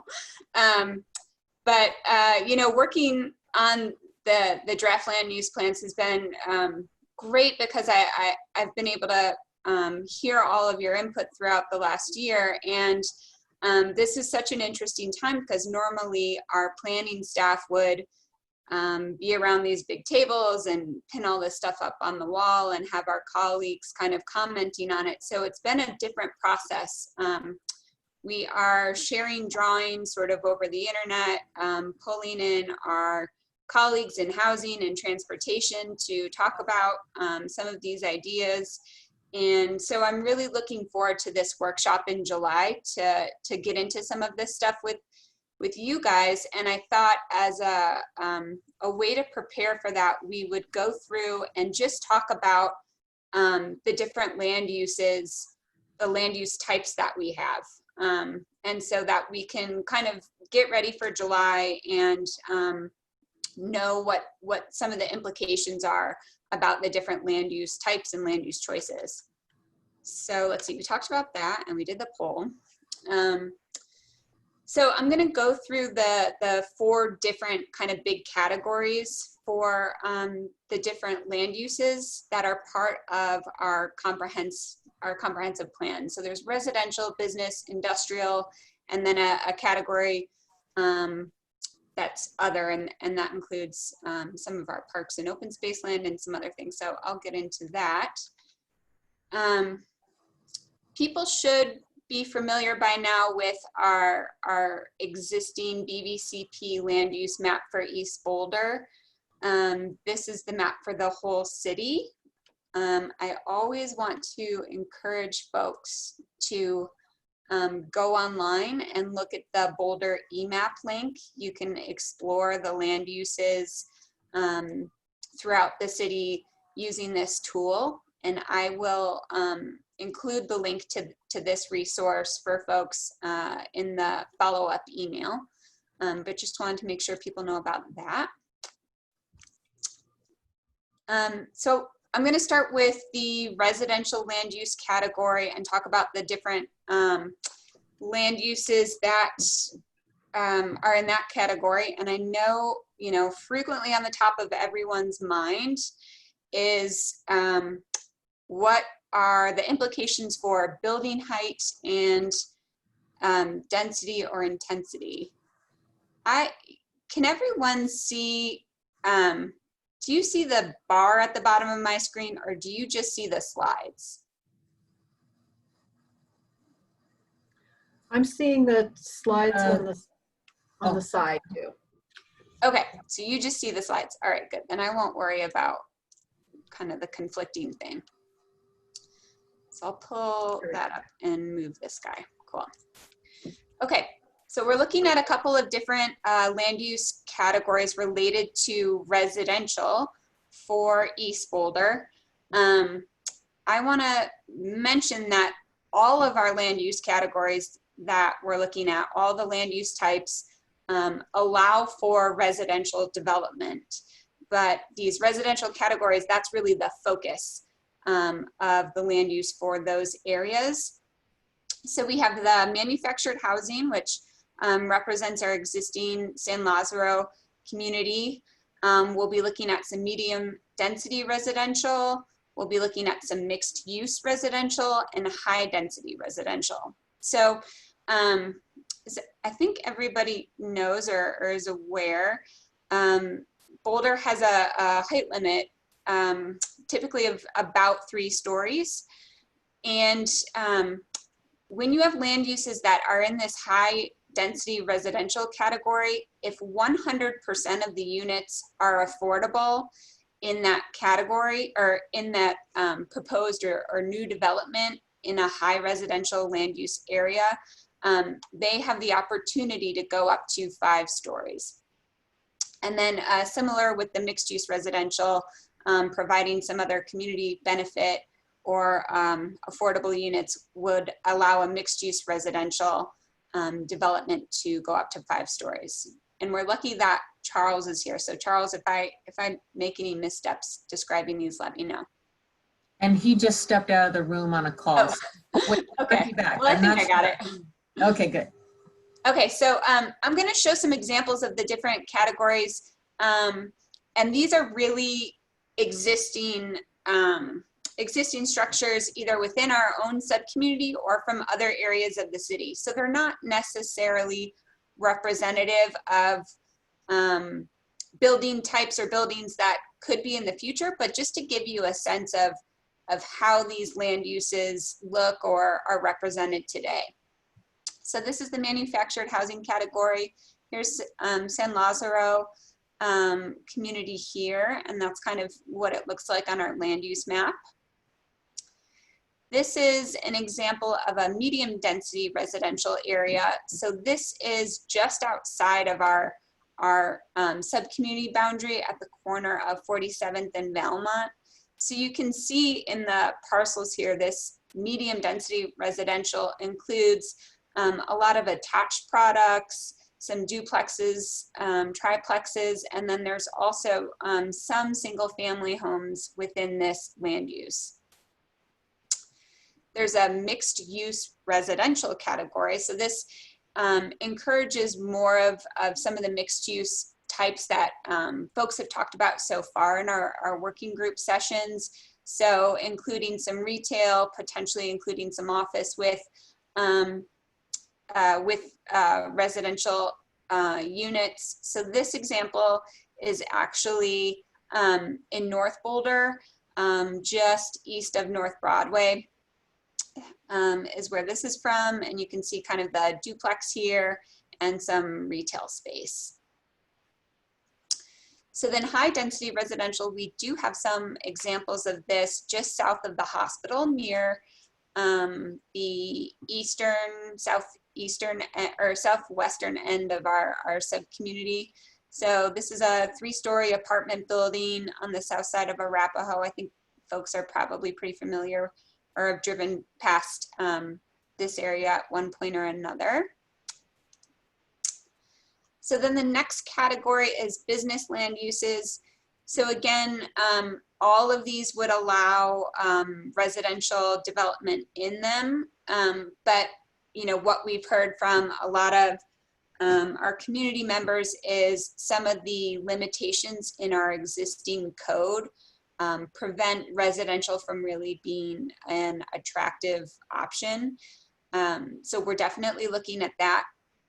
But for all of these categories, they can all go up to 3 stories. But then for additional community benefit or affordable housing that may be provided, working with the city, you can get up to a 5-story building. So transitional business is a category we don't see in a lot of areas. We've got one question. Sure, go ahead. Sorry, I can't see the participant list. Maybe I should pull that up. Sorry, Kathleen, sorry to interrupt you, but and maybe John can speak more to this, but I don't know that right now that 5-story option is available for this area because of the moratorium that's in place and Appendix J of the land use code. I think you're correct. Okay, so I just want to tell that to everybody so that just to clarify, right now there's a moratorium on any building in this area, and for sure, for over 35 feet, I think. And there's an Appendix J which outlines certain areas of the city in which 5 stories or 55 feet can be asked for. And right now we are not in that.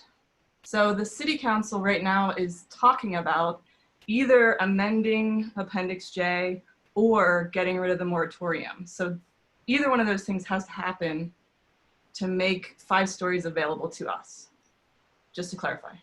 Yeah, thanks, Erin. That's really helpful. So this is that Appendix J map that she was referencing. And right now, the only area in East Boulder that is highlighted is really just the hospital. Yeah. But we do amend this, or I mean, depending on the way that this process moves forward, we one of the stipulations about this map is amending it with an adopted subcommunity or area plan. So that is part of the considerations about where we might think about recommendations to change that. Yeah, and so that's kind of why I bring it up, because if we feel like 5-story density is appropriate in some areas, we'll want to work that in here. Absolutely. So that we're not tied to the existing part. Yeah. And something that we did with Alpine Balsam also is while we changed the Appendix J map to allow that extra height, we also clarified areas that were within that, like over 35 feet, but only for 3 stories with some pitched roofs, or at 4 stories. So really being able to give a little bit more detail to what does that mean by being able to be over the 35 feet. Mm-hmm. Erin Cook, it looks like you have your hand up. Well, I just kind of wanted to reaffirm that we're not limited by what's existing currently.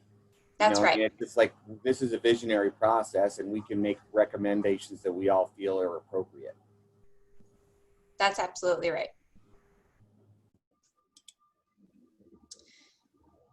Okay, if there's no other questions, I'll take you through some of these business categories. So this transitional business, I was kind of mentioning, we don't see it a lot throughout the city, but the intention of this is that it's supposed to create business areas that transition from maybe a higher intensity use to a residential use. So it's kind of more suburban style offices. So this is north of Arapahoe near the hospital. So that should look pretty familiar to folks. The community business category is the category that we see at our 55th and Arapahoe intersection today. So, you know, some of our area businesses, and the intention of that category is really to be serving the local community with convenience businesses, some retail, those types of uses. Then there is the general business category, and we see this a lot along some of the more major arterials. We don't have a general business category in East Boulder, but this is just at 30th south of Pearl. And a lot of times they tend to look kind of like this strip character. And then there's the mixed use business category. So again, we don't have an example in East Boulder, but if you think of the 29th Street Mall, that incorporates, you know, a variety of business types, office locations, and then you can see some of the new kind of opportunities for design and walkability that were included in this particular project. And then we also have a regional business category. Again, not an example in East Boulder, but you should think of this as a business area that has a regional draw. It's typically, we see it for shopping areas, larger regional kind of shopping destinations. Are there questions about any of the business categories?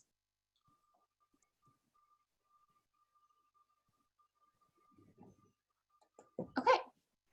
Oh, Judy, you have a question.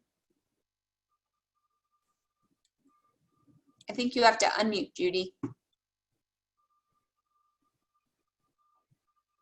Is there an easy way to print out what's allowed in the various categories, other, you know, so that we will have some point of reference other than just visual pictures of examples?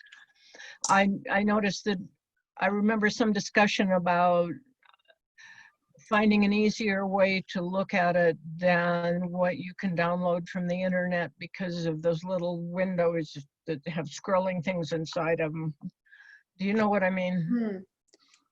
I think I know what you're referring to, and probably the best place to look is in the actual Boulder Valley Comprehensive Plan, which you can download online. So this is the PDF that I downloaded from our website, and it describes the different types of uses that are allowed in each category. And again, just remembering that land use is at a much higher level and much broader, not as much detail as actual zoning. So there's some difference there. Yep. But I can, I'll include the link to this document as well in the follow-up email. Let's see, any other questions? Okay, I will go to industrial. So the industrial categories, this is kind of where we live in East Boulder. Community industrial, light industrial, mixed use industrial, and the general industrial. So community industrial, we have a couple areas in East Boulder. This is along Pearl Parkway, and this was really originally kind of created in response to some of the concerns that this group has expressed about protecting some of our service industry businesses that are out in East Boulder. And so a lot of the kind of more affordable warehousey, garage type areas fall into this category a lot of times. Light industrial, as we know, is the majority of East Boulder, and it includes all kinds of stuff today. So we know that looking at some of the existing spaces in East Boulder, it includes places like this around 55th and Arapahoe, which is smaller kind of manufacturing, but it also has a lot of office space today. Mixed use industrial is, I think, kind of a newer category. There's not a lot of places in the city where we see this, but there is an example at 30th and Valmont. And here they incorporated some residential products. There's amenities, on-street parking, some trees, things like that, mixed in with kind of in the background, you can almost see some more of the industrial, typical industrial spaces. And then general industrial is typically our heavier manufacturing type of space. And we have a couple of examples of that in East Boulder. So again, this is north of Pearl Parkway. The Valmont Power Plant also falls into this category. Any questions about industrial land uses?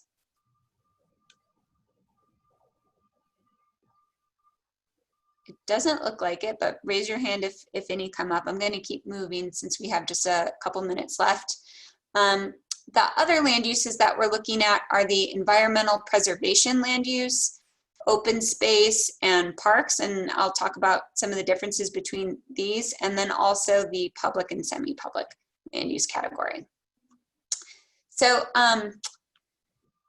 the big difference between environmental preservation and open space categories are we use environmental preservation for areas that may be on private land that hold some type of environmental or natural resource value that we really want to see preserved. So an example is here behind the hospital. There's some area that is included in this environmental preservation category, so just along in here. And then, you know, as the image continues, we move into that open space category, which is space that is owned by our open space and mountain parks department. And then the park, urban, or other category is really more the active park space. So this is Valmont Dog Park here, and you can think of that as more active recreational space. And then our public and semi-public category, an example here is from East Boulder, the hospital, obviously. And so the intention of this category is to identify areas that would be for public or, in this case, a semi-public use. So that's really it. These are all the different categories that we're going to be looking at and talking about in July. And you'll see these applied to our land use map, and we'll talk about potentially changing some of the existing land uses in East Boulder. I'm going to stop sharing. Hey, Kathleen, I have one question.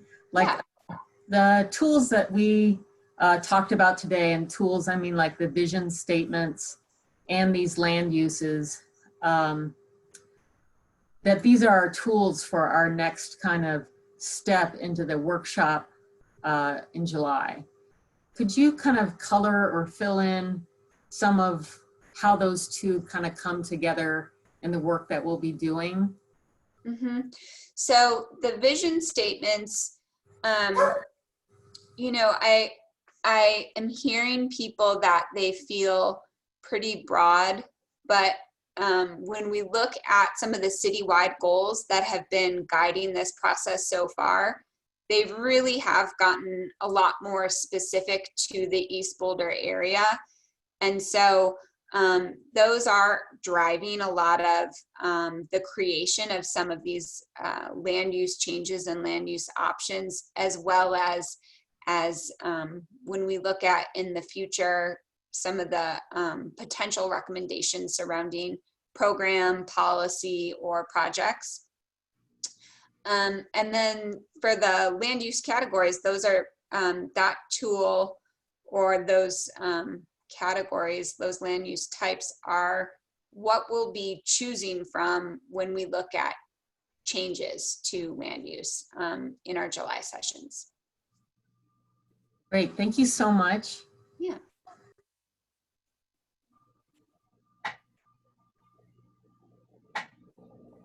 Any Is other everybody just questions? tired?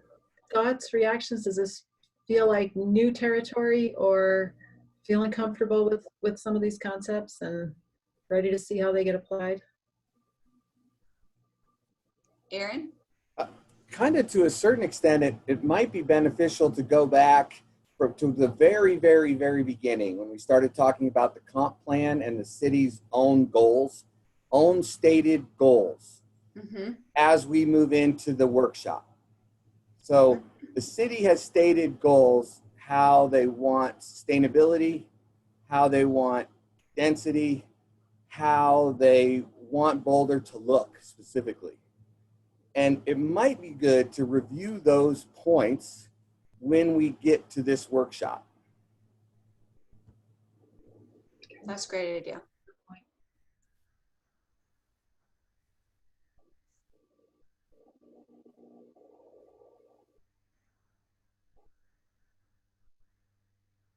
Other thoughts?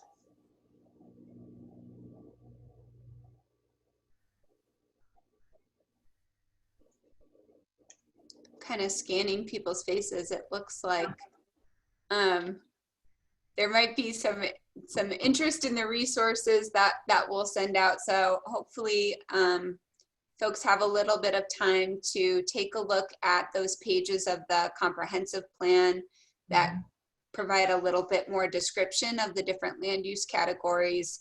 And then hoping you can get a chance to sort of zoom around that map and think about, you know, what neighborhoods do you really like?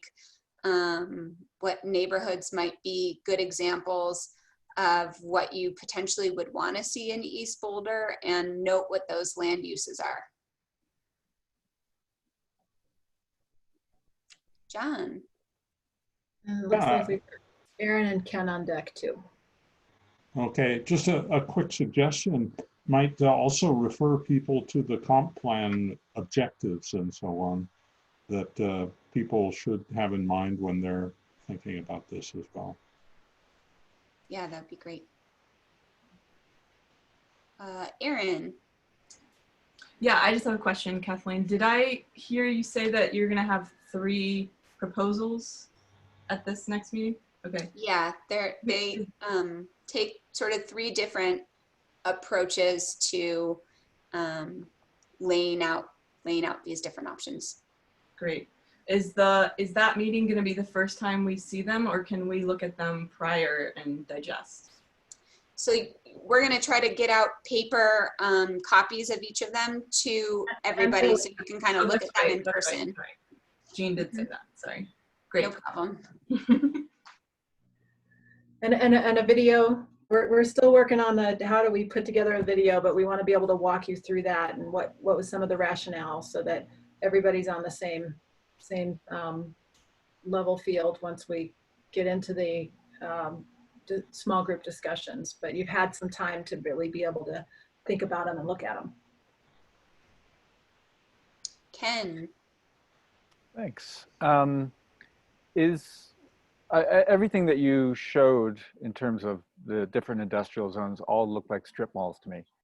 And I'm wondering if there is something other than a strip mall envisioned for some of these sort of the business district or industrial like look besides that. Yeah, and you know, I did just kind of pull what's existing in our community today, and I don't think that those are maybe particularly representative of the vision that the comp plan outlines, or that this group has talked about so far. And I think as we get more into these different options and talking about characteristics and the placemaking elements, we'll get to look at some images and talk about neighborhoods from other communities that might be a good fit.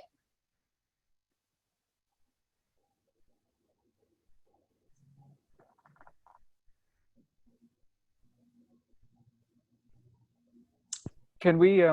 Can I mention something?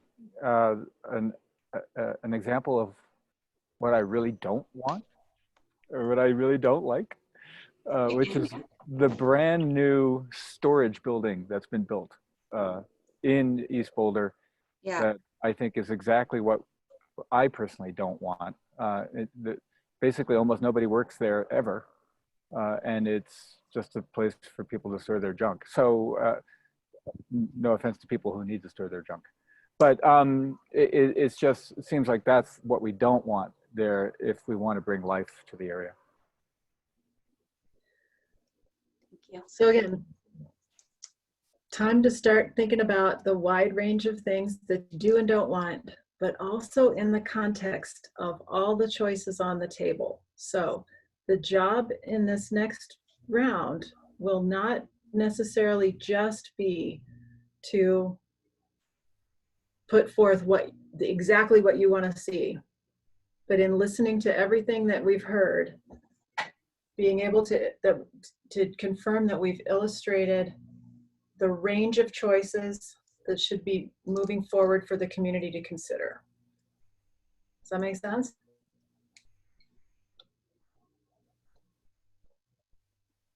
Looks like Julia has her hand up.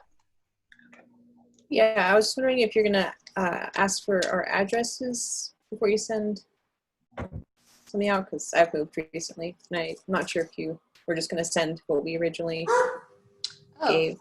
Yeah. That's a good point. We are going to need addresses for either delivery or mail. And I'll just add, I think when everybody applied that they gave their address. So if that address is different, so I'll verify that, but I believe we have your addresses. I'm going to look at that right now. Thanks. Okay, great. Okay, well, I'm shocked by having a couple of minutes left before our actual end time, because I don't think that's ever happened before. But I will say that we did have a robust conversation about the vision statements one more time, and there were some concerns about fists that our team's going to come back together and consider those comments and figure out a way to make some more revisions and get those back out to you guys so that we can confirm them moving forward. Any other thoughts that we want to share today?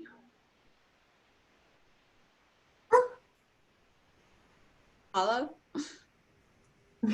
Paulo, sorry about that. I'm just going to chime in that on your applications, it did have an address, and I have those application addresses. If that's different than a year ago or a year and a half ago when you applied, kindly let me know. And also, if you don't want us to send you something, just email me, just for whatever reason. And we're happy, we will also send them out digitally. And if you're happy to just print them at home, great. If you do not need them printed, great. I guess let me know that. I'll put that in an email. But I have your addresses. Let me know if that's a conflict for you. Julia, thanks for your new one.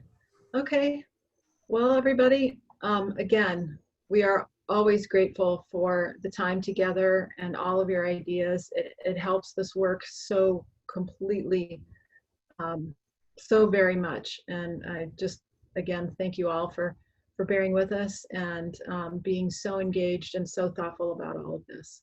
We're really looking forward to July. I have a question. Go ahead, Dawn. Where's that storage unit at that Ken was talking about? It's right along where the creek path enters East Boulder. It's sort of the entryway into the future park. It's where how do I describe it? The picture of the gym that we just saw is one of the light industrial areas or the industrial areas. It's right next to that.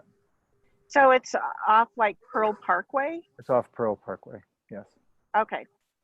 Yeah, I just wanted to be able to go by and look at it.